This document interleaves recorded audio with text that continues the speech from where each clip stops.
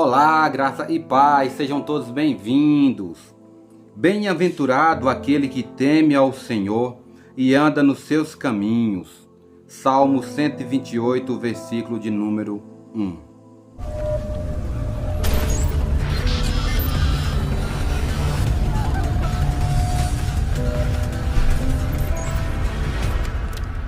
Você está no canal Irmão Helder FP, somente a verdade. Somente a verdade. No estudo passado nós vimos o pecado de Acã e a destruição, dos soldados, um pouco ali dos soldados de Israel. Voltaram frustrados, pensaram que ia conquistar a cidade de Ai, mas voltaram frustrados por causa do pecado de Acã. Mas o pecado foi revelado, tudo foi resolvido, Israel voltou à peleja de novo, fizeram uma estratégia e conseguiram vencer o rei de Ai juntamente com seus soldados. E no estudo de hoje nós vamos ver que teve um povo que usou de estratégia também contra o povo de Israel.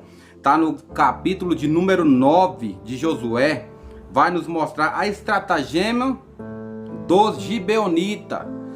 Havia um povo ali em Gibeão que usaram de estratagema, enquanto os outros reis que estavam ali da além do Jordão, quando Josué passa, Jericó, o muro cai, é destruída, a cidade de Ai, Josué também juntamente com o povo de Israel toma. Todos os reis ficaram sabendo que morava ali em Israel.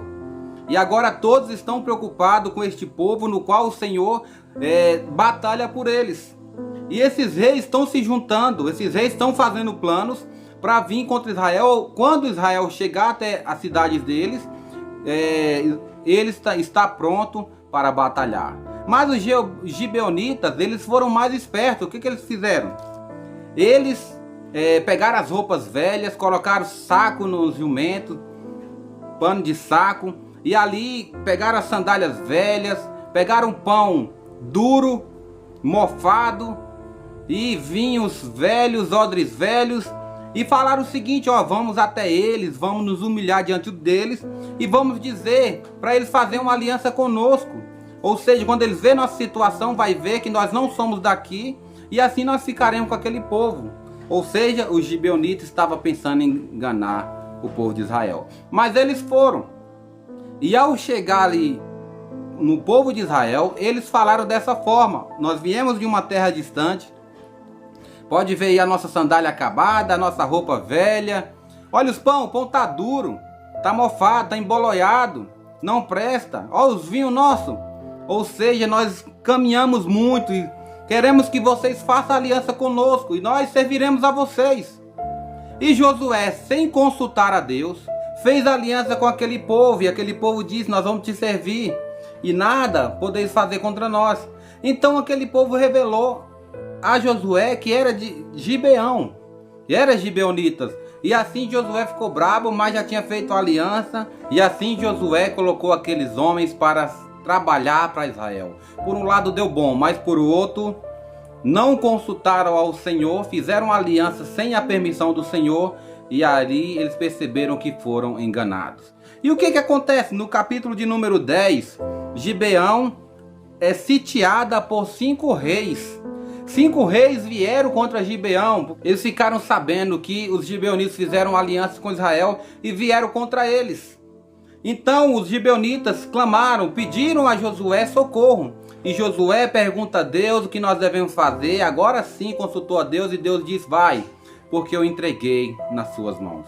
Então Josué socorre a Gibeão. Josué vai lá juntamente com os soldados de Israel e consegue vencer aqueles 5 reis. Josué pediu para Deus para que o sol se deteve e a lua, ou seja, nem escureceu, e o dia ficou parado, para que ele pudesse vencer os inimigos. Olha só que interessante, Deus fez isso por Josué. Quando lutamos a favor da palavra de Deus, quando ouvimos a voz de Deus, Deus ele vem a nosso favor.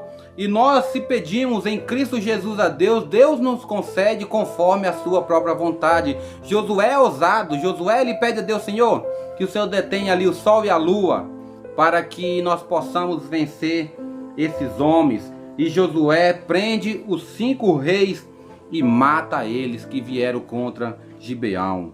E nós vamos ver nos capítulos seguintes, no qual Josué ele vence outros 7 reis. Josué tem vitórias, capítulo 11. Capítulo 12, os reis vencidos por Moisés dão um relato dos povos que foi derrotado ali por Josué e por Moisés. E nós vamos ver do 13 em diante as terras ainda não conquistadas e as heranças distribuídas por Moisés ao povo de Israel. Cada tribo recebeu a sua herança e assim Josué, os capítulos seguintes, vai mostrar como foi repartida aquela terra. E Josué foi vencedor juntamente com aquele povo, e aquele povo começou a povoar Israel, cada um foi para seu lugar. Os reis que vinham contra eles, eles venciam aqueles reis no nome do Senhor. O nome do Senhor era glorificado, o nome de Israel crescia em todos os lugares, e todos os reinos ficaram sabendo do poder de Deus, e grandes foram as vitórias do povo de Deus. E nós encerramos por aqui este livro de Josué. Que você possa fazer uma leitura completa e ver o que o povo conquistou, as cidades que cada um teve. Faça aí uma leitura detalhada, porque nós vamos fazer aqui somente esse resumo das partes mais importantes, para que você saiba que quando você luta a favor de Deus, Deus tem algo para você. Deus batalha por você. Deus te usa, Deus te dá força, Deus te dá estratégia. E Deus também é um Deus misericordioso que perdoa quando você falha. Mas precisamos buscar a Deus e tentar não falhar. E agora eu gostaria de estar lendo o capítulo de número 24, versículo de número 29 ao 33, que relata a morte de Josué. Aquele homem incrível, aquele homem o qual eu falei que era servo de Moisés, onde Moisés estava, ele estava. Ele gostava de ficar perto da tenda da congregação para sentir a presença de Deus. Um homem usado por Deus, um homem sábio, um homem que realmente entregou a sua vida para viver para Deus. E ali obedeceu a voz de Deus, conduziu o povo em Canaã, e assim nas vitórias, na repartição das terras, e foi um homem muito usado por Deus. Então a morte de Josué e de Eleazar, capítulo de número 24, versículo de número 29 ao 33, nos diz o seguinte: depois dessas coisas, sucedeu que Josué, filho de Num, servo do Senhor, faleceu com a idade de 110 anos. Sepultaram-no na sua própria herança em Timate-Será, que está na região montanhosa de Efraim, para o norte do monte Gaás. Serviu, pois, Israel ao Senhor todos os dias de Josué e todos os dias dos anciões que ainda sobreviveram por muito tempo depois de Josué, e que sabiam todas as obras feitas pelo Senhor a Israel. Os ossos de Josué, que os filhos de Israel trouxeram do Egito, enterraram-nos em Siquém, naquela parte do campo que Jacó comprara aos filhos de Amor, pai de Siquém, por 100 peças de prata, e que veio a ser a herança dos filhos de José. Faleceu também Eleazar, filho de Arão, e o sepultaram em Gibeá, pertencente a Finéias, seu filho, a qual lhe fora dada na região montanhosa de Efraim.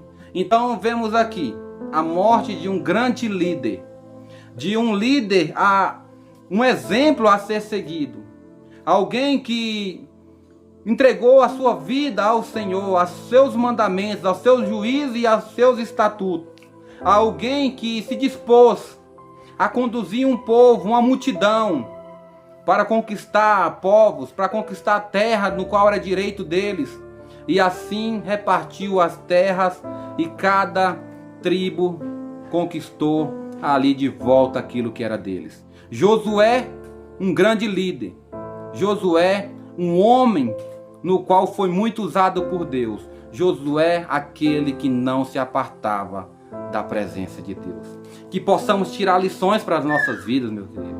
Que possamos estar pertinho do nosso Deus, observando a sua palavra, as suas verdades, andando conforme o que está escrito na palavra, andando conforme o que está determinado para cada crente. O que é que o Senhor pede de cada um de nós? Que obedeçamos a sua palavra, que andamos segundo os seus estatutos e que sejamos obedientes no dia a dia, nos nossos afazeres, e tenhamos também um espírito de liderança, no qual nós seremos muitos usados pelo poder de Deus. Vamos buscar mais de Deus, vamos estar pertinho de Deus e vamos fazer a sua obra, levando essa mensagem aos corações. Essa mensagem ainda transforma, ainda liberta, ainda cura, e ela permanece para sempre. Passa o céu e a terra, porém a palavra do Senhor permanece para sempre. Que aprendemos com essas histórias que Deus está no controle, está no nosso meio, e Ele quem dita as regras, e vamos andar segundo a vontade dele. Até o próximo estudo, Juízes. Se Deus permitir, vamos começar o livro de Juízes, e os irmãos vão entender por que tem este nome e quais foram os juízes daquela época, não é verdade? Amém? Que Deus abençoe sua vida, bons estudos, um abraço, ore por mim, estarei orando por você, e que Deus derrame dos céus sabedorias sobre as nossas vidas, para que sejamos sábios e conhecedores da verdade. Graça e paz.